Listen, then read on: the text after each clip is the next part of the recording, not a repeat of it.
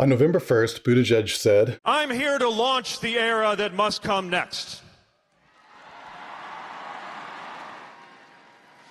I will not waver from my commitment to our values or back down from the boldness of our ideas." So what are some of Buttigieg's bold new ideas? We really want to talk about the threat to social cohesion that helps characterize this presidency, but also just this era.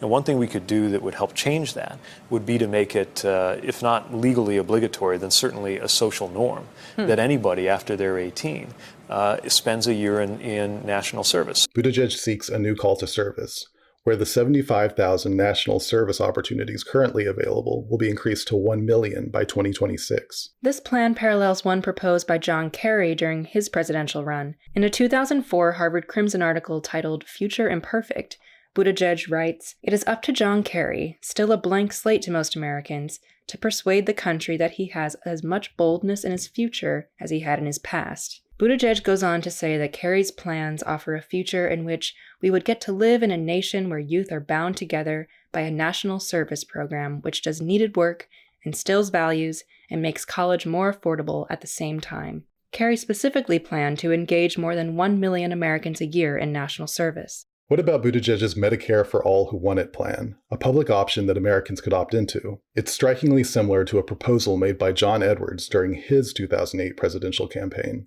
What I wanted to do is set up a system where if Americans decide that single payer is what they actually want, they're going to vote with their choice.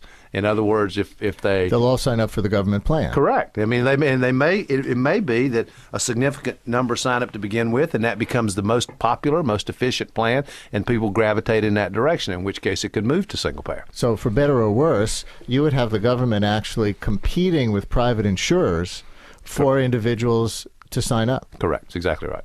So these bold new plans are from 2 failed presidential runs, each over a decade old. When asked how he would deal with Afghanistan as the next president, Buttigieg responded, What we've got to do is isolate the threats that are specifically related to the homeland, establish whatever intelligence and special operations capability is needed to head off those threats, and remove any ground presence that goes beyond that. And I think that pattern sounds like Joe Biden's plan from many years ago.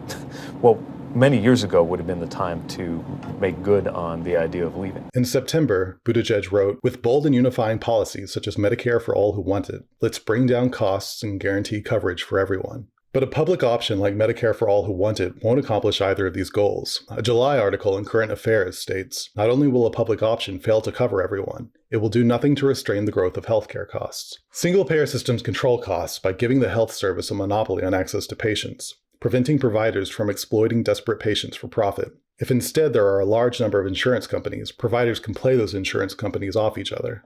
What about Buttigieg's plan to end the Electoral College and increase the number of Supreme Court judges? Multiple financial bundlers told the campaign that the Supreme Court and Electoral College proposals were not popular. Mr. Buttigieg has since quietly dropped them from his stump speech.